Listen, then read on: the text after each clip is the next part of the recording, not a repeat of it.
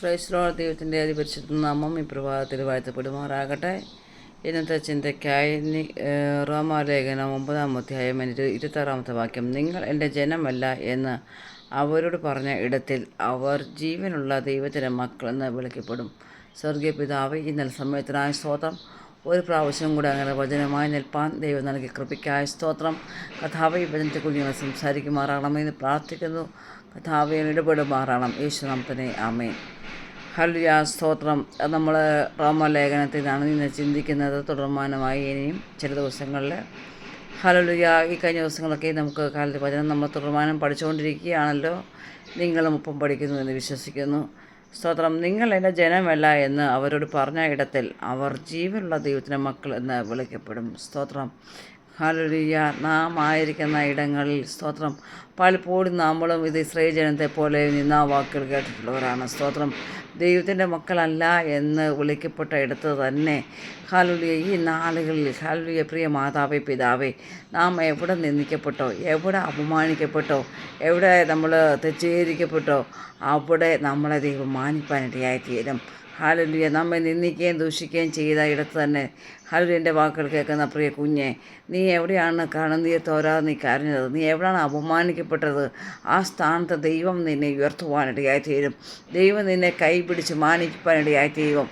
ദൈവം നിന്നോട് കൂടെയുണ്ട് എന്നുള്ളത് ദൈവം വെളിപ്പെടുത്തി തരുന്ന നാളുകൾ കൂടിയായിരിക്കും. സ്തോത്രം. ഹല്ലേലൂയ. ആകിയാൽ സ്വതം നാം ഹല്ലേലൂയ ദൈവനാമം നിമിത്തം അനുഭവിക്കുന്ന നിന്ന, പരിഹാസങ്ങൾ, ഹല്ലേലൂയ നിന്ദകൾ, അപമാനങ്ങൾ ഒക്കെയും തിന്മയ്ക്കല്ല ദൈവമക്കളെ. ഹല്ലേലൂയ സാക്ഷാ ദൈവനാമം നമ്മളിൽ കൂടി മഹത്വം എടുക്കുവാൻ വേണ്ടിയാണ്. സ്തോത്രം.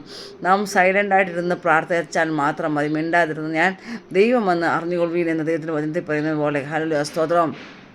ദൈവസന്നിധിയിൽ ഹല്ലേലൂയ നാം അനുഭവിക്കുന്ന ഓരോ വേദനകൾക്കും പരിഹാസം ഒക്കെയും ദൈവം നമുക്ക് മറുപടി തരുന്ന ഒരു നാൾ വരും. ദൈവത്തിൻ്റെ വചനം തന്നെയാണ് പറയുന്നത്. എൻ്റെ ജനമല്ല എന്ന് പറഞ്ഞ അവരോട് ഹല്ലേലൂയ സ്വതം ഇടത്തിൽ അവർ എൻ്റെ ജനമല്ല എന്ന് പറഞ്ഞവരോട് ഇടത്തിൽ തന്നെ അവർ ജീവനുള്ള ദൈവത്തിൻ്റെ മക്കൾ എന്നവർ ജീവനുള്ള ദൈവത്തിൻ്റെ മക്കളെന്ന് വിളിക്കപ്പെടും. ഇതിൽ കൂടി ഭാഗ്യം ദൈവമക്കൾ നമുക്ക് വേറെ എന്താണ് വേണ്ടിയത്? സ്തോത്രം. ഹല്ലേലൂയ. നമ്മൾ നിന്ദിക്കപ്പെട്ട സ്ഥാനത്തിൽ പലപ്പോൾ നമ്മൾ ഒളിച്ചോടാൻ നമ്മൾ ശ്രമിച്ച സമയങ്ങളുണ്ട്. ഈ ദേശത്ത് തന്നെ ഈ രാജ്യത്ത് തന്നെ നമുക്ക് വിട്ടുപോയാൽ എന്താ നമ്മൾ പല പ്രതികൂല വേദനയുടെ മധ്യത്തിൽ നമ്മൾ ചിന്തിച്ചിട്ടുണ്ട്. എന്നാൽ അതിൻ്റെ മധ്യത്തിൽ ഹല്ലേലൂയ സ്തോത്രം ആ ഇസ്രായേൽ ജനത്തെ മാനിച്ചതുപോലെ ഹല്ലേലൂയ ആ മോശയെ മാനിച്ചതുപോലെ മോശ രണ്ടുപേരെ കൊന്നു ഫറവോനെ പേടിച്ച് ഒളിച്ചതാ. എന്നാൽ അവനെ ദൈവസന്നിധിയിലേക്ക് മടക്കി കൊണ്ടുവന്നു. ഹല്ലേലൂയ സ്തോത്രം. അവനെ കൂടി ആ ഇസ്രായേൽ ജനത്തെ വീണ്ടെടുക്കുവാനായി തീർന്നു. സ്തോത്രം. ഹല്ലേലൂയ. ആ ഇസ്രായേൽ ജനത്തിനിടയിൽ തന്നെ ഇട്ട് ദൈവത്തിൻ്റെ പ്രവൃത്തിയെ ദൈവം വെളിപ്പെടുത്തുവാനിടയായി തീർന്നു. സ്തോത്രം. ആകിയാൽ നാം ആയിരിക്കുന്ന ഇടയിൽ, നാം ആയിരിക്കുന്ന ദേശത്ത് നാം ദൈവത്തിന് വേണ്ടി സത്യസന്ധരോട് നിന്ന് ദൈവത്തെ ആരാധിച്ചാൽ മാത്രം മതി. ഹല്ലേലൂയ സ്തോത്രം. ദൈവം നമ്മൾ നിന്നിടുന്ന ഇടത്ത് ദൈവത്തിൻ്റെ മക്കൾ എന്ന പേർ വിളിക്കപ്പെടുമാറ് ദൈവം നമ്മളെ മാനിക്കുന്ന ദിവസങ്ങളും വർഷമോ ആണ് ഇത്. ആകെ വിശ്വാസത്തോടെ ഹല്ലേലൂയ വചനങ്ങൾ നമ്മൾക്ക് മുറുകെ പിടിക്കാം, പ്രാർത്ഥിക്കാം. ഈ വചനങ്ങൾ ദൈവം നമ്മളെ അനുഗ്രഹിക്കുമാറാകട്ടെ. God bless you.